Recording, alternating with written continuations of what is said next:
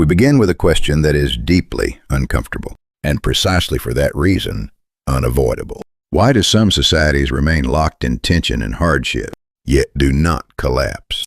Why does suffering repeat itself, yet the masses do not rise? Why does the system endure? This is not merely a question of geopolitics. It is a question about human psychology under power. Today, I want to take you beyond headlines and military analysis into the underlying architecture of control. How wars truly begin, how populations are stabilized under pressure, and how power operates not only through force, but through the mind. Because contrary to popular belief, wars do not begin with weapons. They begin with interpretation. 1. War begins in the mind. We tend to define war as a clash of military force, tanks, missiles, territory.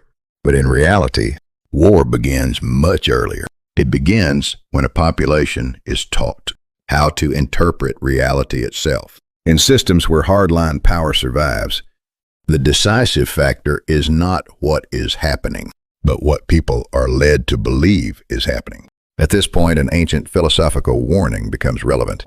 From the Tibetan Book of the Dead, it tells us, human beings mistake the projections of their own mind for reality. This is not merely spiritual metaphor. It is a principle of political control, because a system is not sustained by force alone. It is sustained when people internalize a framework of meaning, a narrative of suffering, a direction for fear. When these are controlled, power becomes self-reinforcing. 2.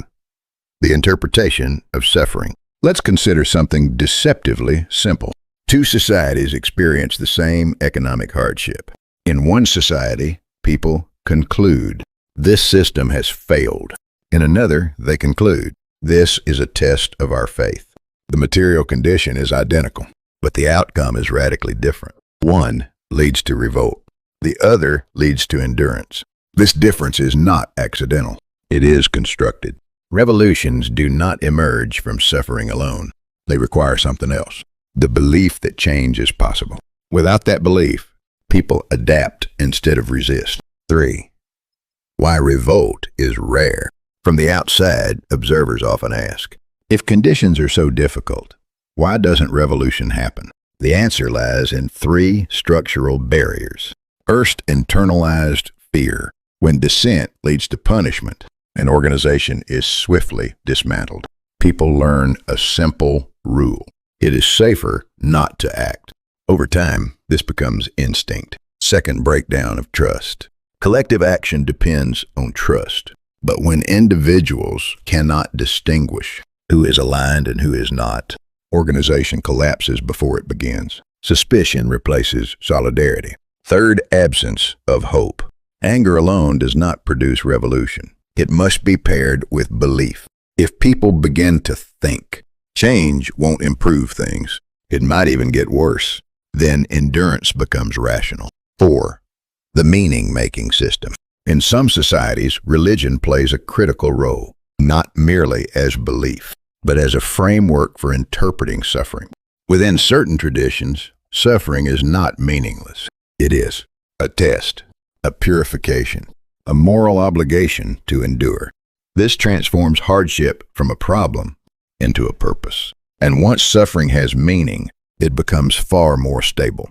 Again, the same philosophical warning applies. Suffering depends on how it is perceived. Control perception, and you stabilize the system. 5. The illusion of collapse. Now we arrive at a dangerous assumption often made externally. If the system collapses, things will improve.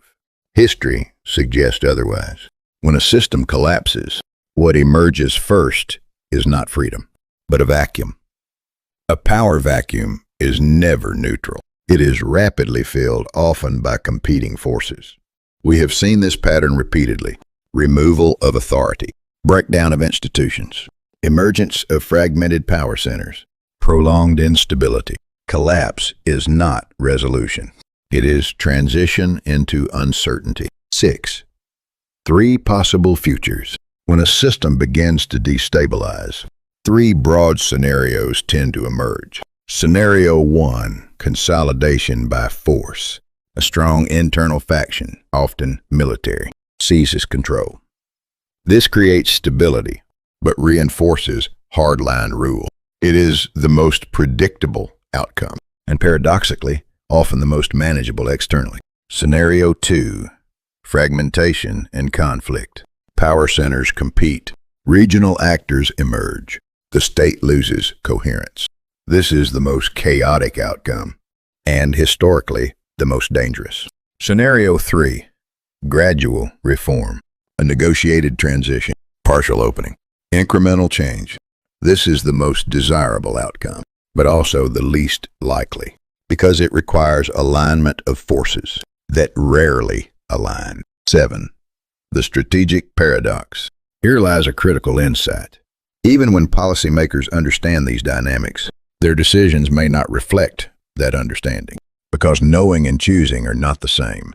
Publicly, strategies emphasize stability, reform, controlled transition. Privately, however, more realistic scenarios are often anticipated. Consolidation by force, or fragmentation.